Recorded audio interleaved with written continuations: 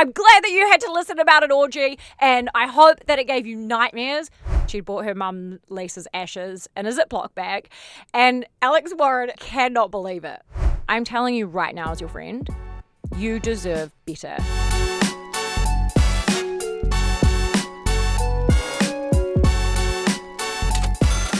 Babe, so good to see you. Thank you so much for tuning in for episode 3 of A Little Bit Extra. It's your escape of all of the bad stuff that's happening in the world, where we can just indulge in our guilty pleasures of pop culture, dirty books, anything. We're just going for it, okay? And I just want to start by saying, because I'm a musher, and you know this about me, I love to mush. I love to tell people how much I love and appreciate them, because you just never know when that last time is going to be. And I just wanted to say, genuinely, thank you, every single person that has listened to the podcast, watched the podcast, interacted with us on social media, said anything to me about a podcast, shared it. Honestly, it just means so much to me, because I usually would have a radio station that I'm on every day where I can say every 5 minutes, listen to my podcast. And to not have that and still have people tuning into it, it really, really does mean a lot. So thank you so much. I need to start the podcast this week with an apology. But I'm not actually sorry. I know I'm going to say that I'm sorry, but I'm actually not sorry. Last week I read an excerpt of a book by Emily Wraith called Pucking Around, which is the filthiest book that I have ever read in my life. And our boss, Leon, he was watching the podcast, and I did not pre-warn him to skip at 33 minutes. And so he was texting me while watching the podcast. He's like, oh, great, it's looking great, sounding nice, sounding natural, blah, blah, blah. And then I could tell when he got to 33 minutes where I started reading the smut book, because he just texted me and he's like, I can't. And it brought me so much joy. I know it shouldn't, but Leon, I'm very sorry. I'm very sorry that you had to listen to me reading about an orgy.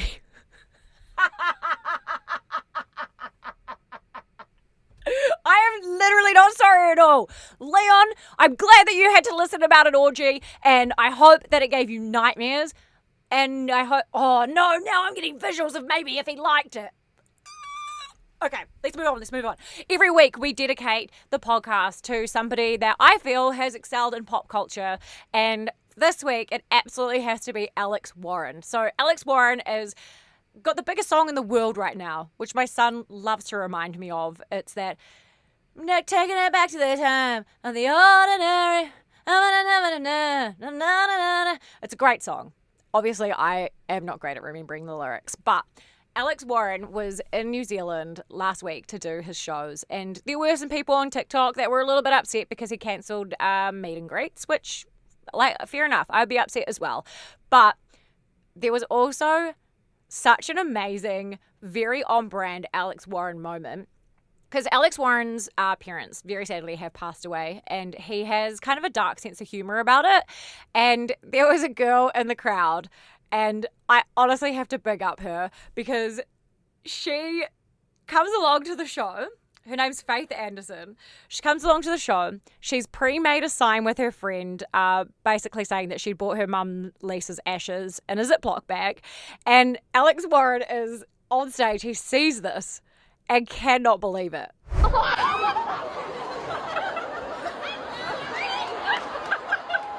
Oh my God, our parents look identical. And they must have been switched at birth. This is beautiful. Thank you so much. Be careful. Oh my God, don't just grab it like it's just like that. Stop it. Be respectful. Oh my, please. Just, Jesus Christ. Girl, I'm twinning. Is your, which parent is that? Where's your dad? At home, imagine. She's like, here he is. Wow, oh my God. Well, thank you so much for relating to me in a very traumatic way. And now we're bonded together. And you have to come to every single show. Just made a lifelong fan. Sorry, so dark. So he just grabs the ashes and he's like holding up Faith's mum Lisa, and is like, oh wow. And I don't think I have ever seen anybody do that before. First of all, I love that Faith was, matching his dark sense of humor. Also, she took her mum along to see her favorite artist. But the fact that Alex Warren just made it a moment, he is absolutely the person of pop culture of the week for a little bit extra this week. So Alex Warren, ho mai te paki, well done. You are an absolute legend. On today's podcast, we have got so many things to get through. I started watching that documentary on Netflix. You know, the one that's about The Biggest Loser, and it's all about how 17 seasons of that show was just so messed up. And I mean, obviously, in 2025, we know this. We know that a show of watching people who are morbidly obese, that are very, very unhealthy, getting made to run down the beach to earn a spot on the show. Like, a lady ends up in an ambulance and almost dies. She reckons she did die for a little bit. There's all these like different elements of kind of pure evil and effed upness that's happening in the background. And I've started watching it, and it's really sad because I could believe my eyes. Like, you're watching it and you're thinking, okay, it was early 2000s. It's no better, do better these days. We would never do a show like that now. But back then, craziness. But Jillian Michaels, you may remember her as being probably the biggest celebrity trainer in the world because of The Biggest Loser. For example, Jillian Michaels, thanks to this show, made $30 million just in her salary for The Biggest Loser, and then made about $52 million on top of that in endorsements. That is a crap ton of money. And Jillian Michaels was so engaging to watch, and she was really, really good at making good TV. But she has been accused of multiple things. So I'm going to read the things she's been accused of on the documentary. So, number one, supplying caffeine pills to contestants on the sly, telling contestants that were pissing blood and severely dehydrated that then won The Biggest Loser. She's then saying to them, "You've just made me a millionaire, well done." And he's like, whoa, like I almost died, but I'm glad you're a millionaire.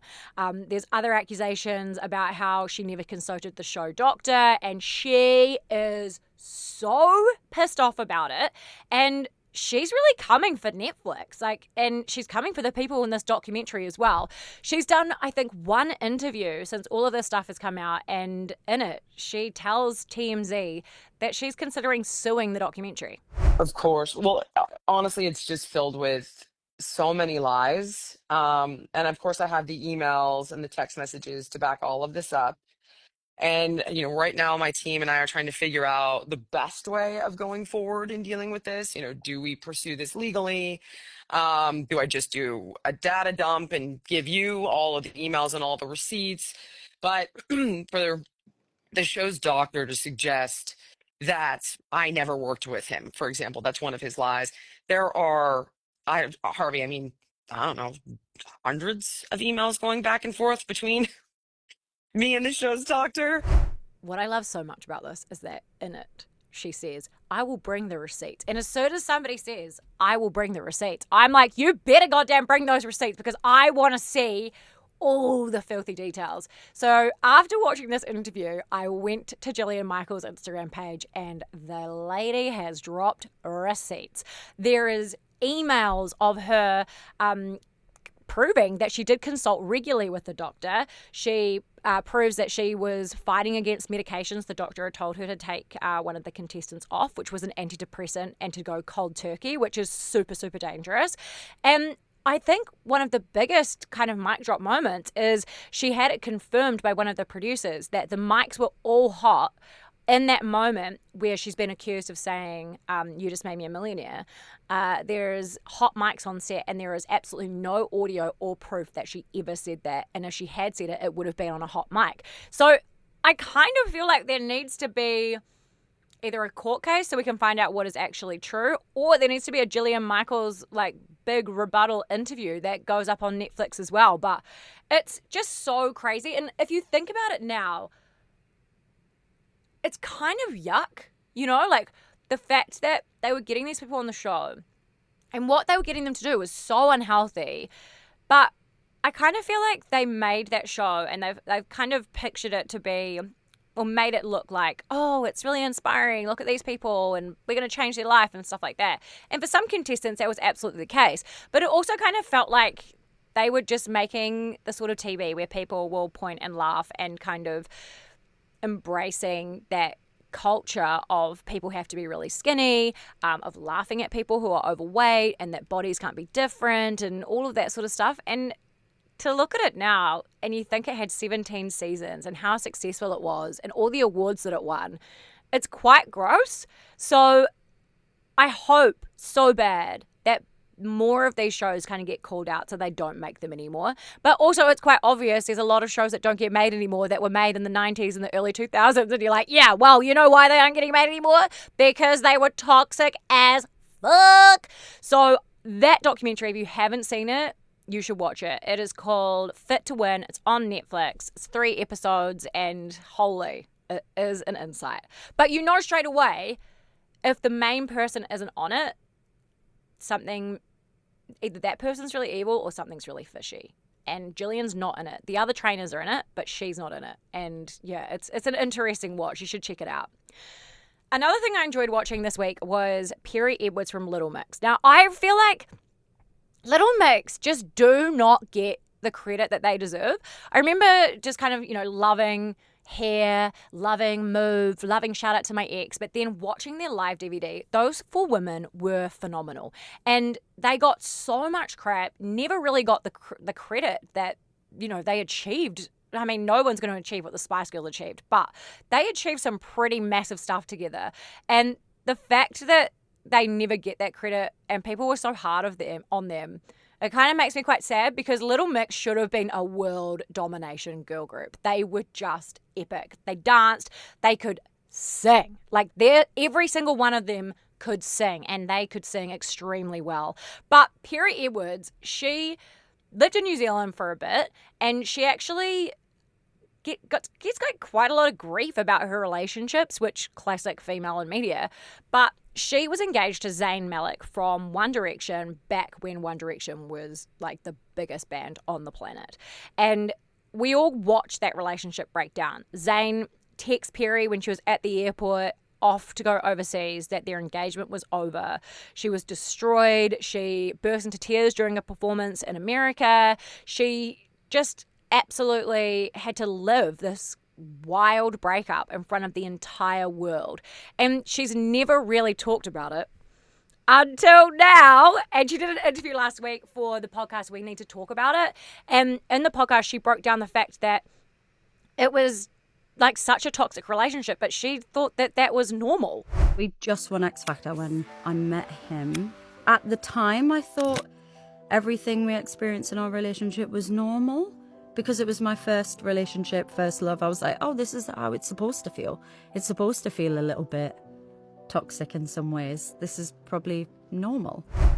Another juicy bit from the interview, which I found so interesting, was that Perrie revealed that Zayn actually called Perrie when she was in a relationship, a very public relationship, and this was just after he broke up with Gigi Hadid, and he called her out of the blue, completely unexpected.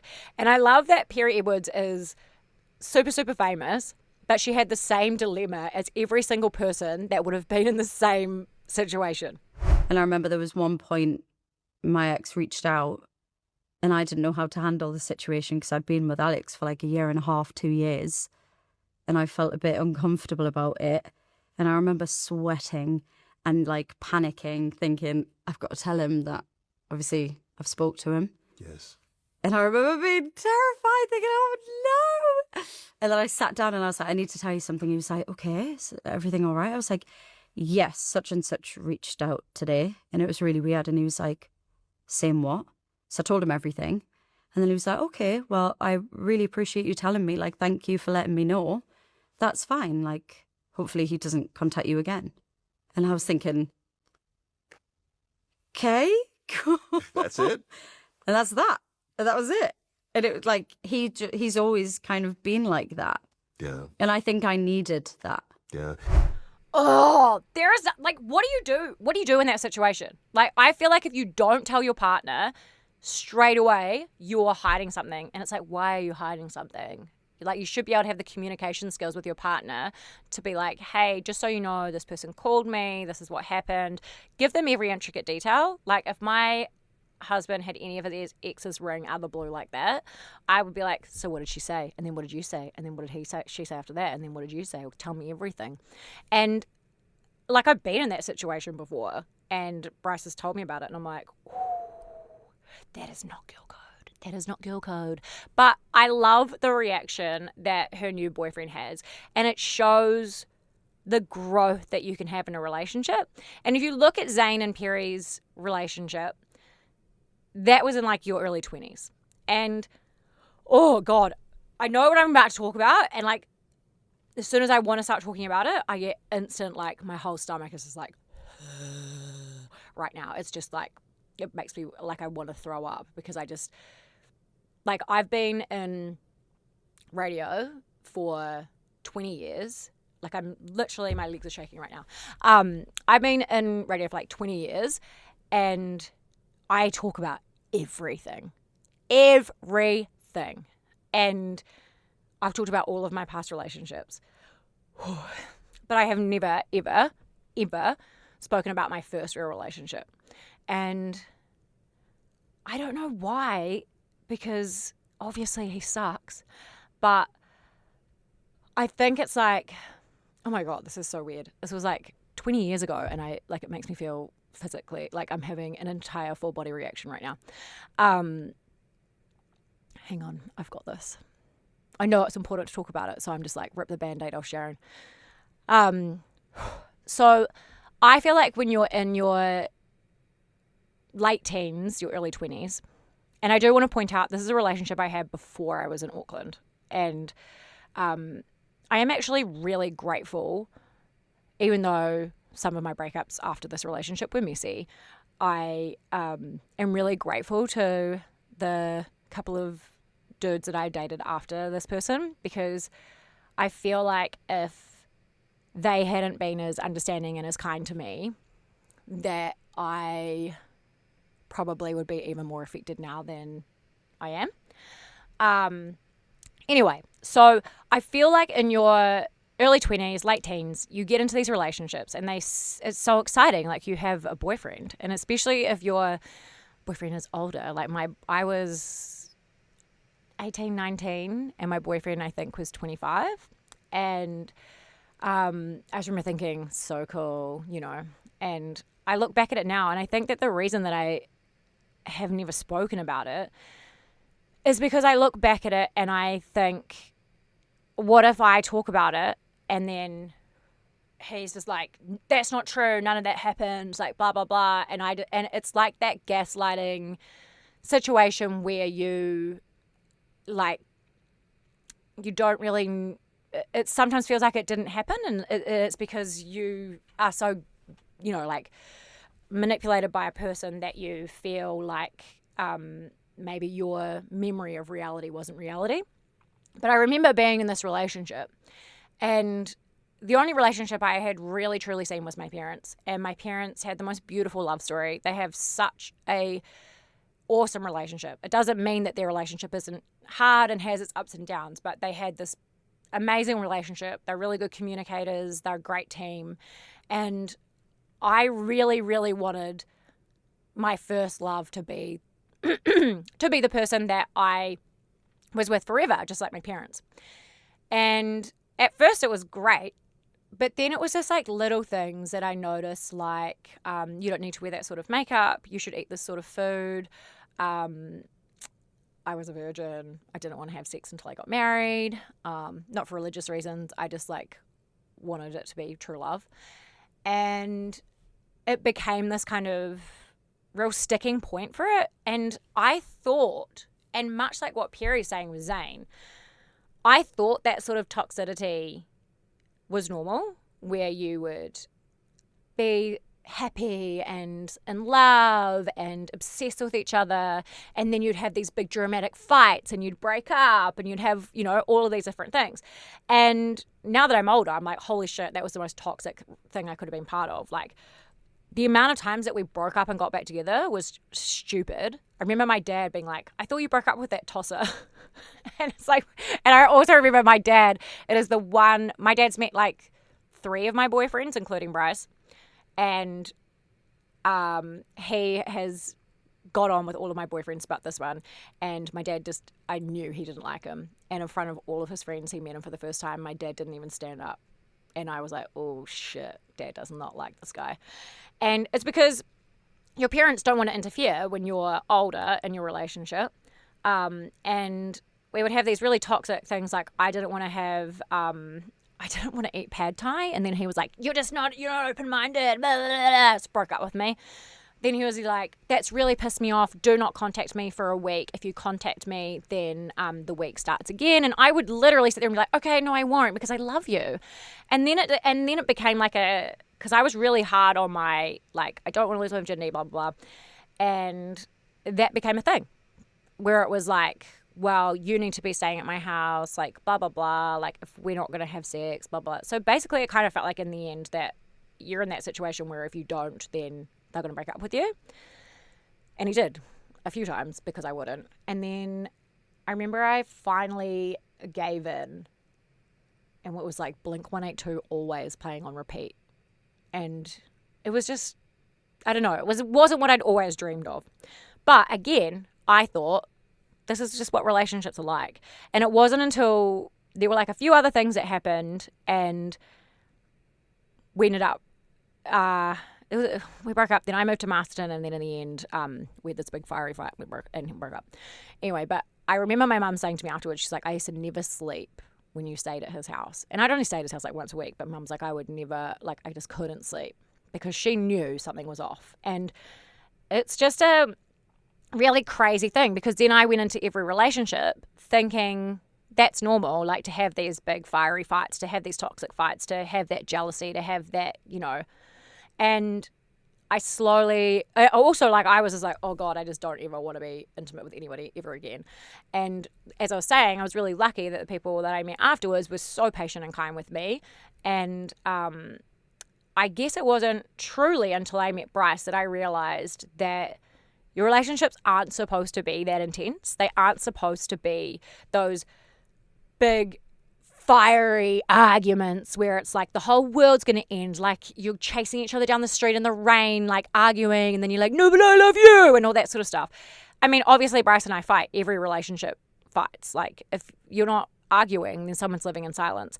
But I just remember it being so incredible to me that I would start arcing up in these big arguments with Bryce and being like, and I would revert back to being like a 19-year-old girl. And Bryce was like, no, like, we're not doing this. We don't fight like this. Like, we need to communicate. We're not, still, like, one of us will walk off or whatever, but we always come back and we always make up. But he was just like, no, I am not doing that sort of arguing. Like, that's just not healthy, and it's toxic, and that's not the one. And I think it's really important. And the reason I have finally kind of talked about this, and already my brain is like, we should edit this out. I think it's really important to talk about, because when you go through these relationships, it's not normal. It is not normal to be in a relationship with somebody that makes you feel small, that makes you feel scared, that makes you feel like if you do something or don't do something, then they're not going to be with you. When you're in a relationship, that person is your teammate, and they will be there for you. They will be your mirror. They will be your cheerleader. They will be the person that comes through in the clutch. And they will also be the person you have fun with and you feel safe with, being intimate and all that sort of stuff. So when I hear Perrie talk about this and then talking about what she discovered in her new relationship with Alex, it reminds me so much of my own experience. And if you're going through that right now, it can be scary, especially if you're later in life, to be single, because, it feels like all your friends are married or whatever. But if you're in that situation, I'm telling you right now as your friend, you deserve better. You do not deserve to ever feel scared or quiet or like you can't say what you think or be yourself. And if you feel any of those things, get out of it, because you do not deserve to be in that sort of situation. Okay? That is me. I'm telling you off. I've told you my biggest secret now. Most of it. I won't go full detail because I'm scared. But please know that you are worth so much more than someone treating you like shit. And I'm so happy to see Perrie Edwards talking about that now and being in a way better relationship. Okay. Sorry, that was probably a really big blow on the mic. Okay. So moving back on to the fun stuff. Last week, very exciting news. 5 announced they are coming to New Zealand. I love 5. I love early 2000s, 90s pop. That is my genre. If I could marry a genre of music, that is the genre that I would marry. And it's like those times of music were the original TikTok, because we had the dance moves, we had the Spice Girls, Backstreet Boys, NSYNC, 5, so many Steps, Bewitched, Blue, name them all. They were all brilliant. And UK especially were absolutely nailing this time. And to see these groups come back together, like seeing what the Backstreet Boys are doing at the Sphere in Las Vegas right now, that is a dream come true. I would give everything to go to that show. But 5 coming to New Zealand, it has been my dream to see 5 as a complete band for so long, ever since I was a kid. They were my first album, and even though my sister got it for me for Christmas, Jocelyn, hopefully you've listened to the podcast this week, because I'm calling you out, Bush, because she got me the 5 CD for Christmas, and guess what I found? She was listening to it in the rumpus room, and she was listening to it before she gave it to me. Not cool. But I have like some very weird tapes. Now, thankfully, I do not have the audio of this one. But when I was younger, I was obsessed with this radio show called Rick D's and the Weekly Top 40. Yeah. And it was a syndicated American chart show that played all around the world. I weirdly learned how to shave my legs properly listening to that show. Rick D's, what a legend. But I used to pretend that I was Rick D's, and I would do these radio shows and I would record them onto tapes and stuff. And I did a pretend interview with 5. And I think I would have been 11 or 12 when I did this, but I remember the intro to the interview so clearly. And it was, if you know their song Slam Dunk Da Funk, then you will know it.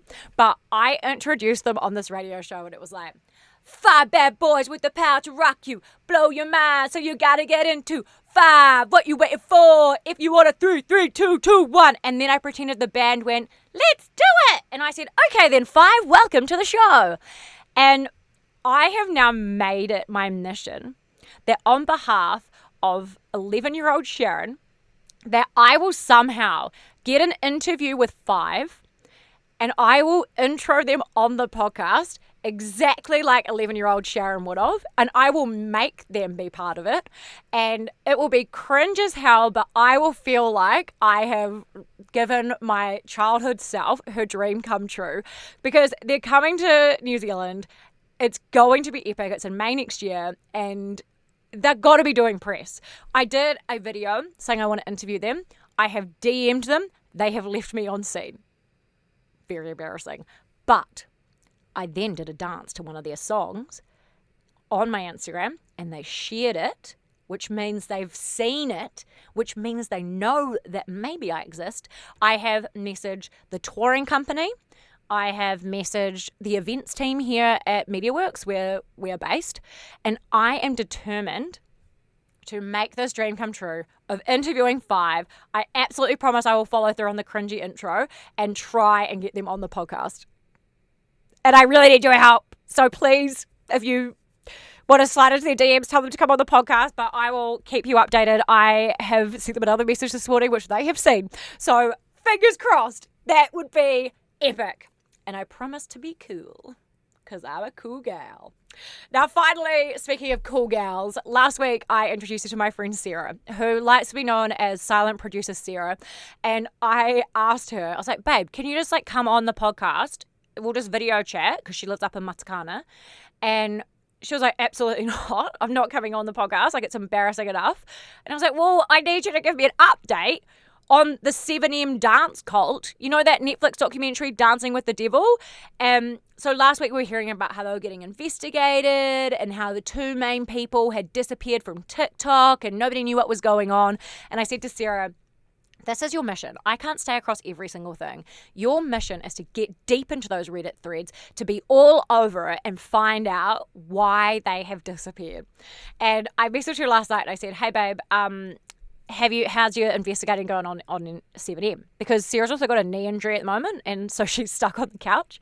And she was like, oh, it's ready. I was like, please video chat. She said, absolutely not. And I said, fine. Well, if you're sending a voice memo, it needs to be under a minute. Exactly the same as last week. I said under a minute. I don't know how she's done it, but this week and last week, her voice memos are exactly 1 minute 24. But I appreciate her so much. So here is silent producer Sarah, who has chosen this to be her graphic because she doesn't want you to know who she really is. And this is the latest on the 7M dance cult. It is so hard to do these updates in under 1 minute. I feel like this is just an impossible task. Anyway, Miranda and her husband James, they've deleted their social media because I think they are witnesses in a couple of lawsuits against the leader of the cult. And they are represented by the cult leader's legal team. They have the same lawyers, real messy. I'm guessing that their accounts have gone down because of those civil lawsuits. But anyway, when I was deep diving, I also found out some other stuff. So Miranda's husband, James, he was in another cult before this one. And apparently that's like a phenomenon called cult hopping, when someone kind of goes from one to another. And it's like a whole psychological thing. Anyway, he has an ex-wife. He has a 14-year-old son that he doesn't really have contact with. They're trying to get him out of the cult as well. His ex-wife was on a podcast that I found. It was fascinating. Anyway, there's also this other guy called Reno, who was one of the dancers on TikTok. He's just vanished. Nobody knows where he is. His parents are worried. No one can find him. I don't know what's going on, but I'll just keep reading Reddit.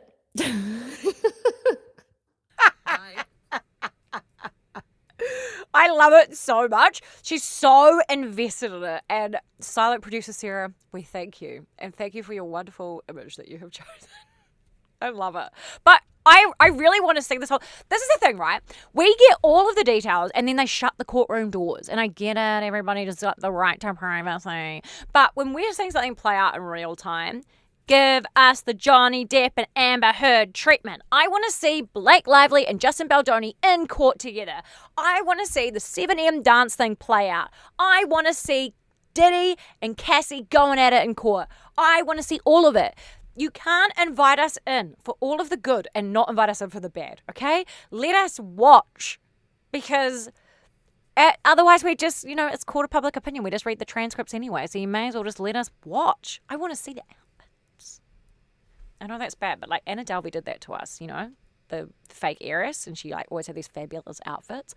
But I really want to see what's going to go down with this dance cult, because TikTok is such a wild west. Like, you just do not know what is going to come up on your TikTok feed. Like, sometimes I'll be watching it and I'll get like a recipe, then I'll get an ad for wall Pilates, and then all of a sudden I've got like a 111 call, and then a TikTok dance, and then we're back in a courtroom with some murderer. It's just, TikTok is wild like that. And so I want to know what's happening with this, and I want to see it like a little bit more regulated, because if these sorts of cults are happening because people are so desperate for TikTok fame, then we need to absolutely do something about it. And that is my point of view on that. We're going to wrap things up now. As always, every week I'm going to give you a book recommendation, and this one's actually a New Zealand book. It is by an incredible journalist, now author, Sinead Cochrane.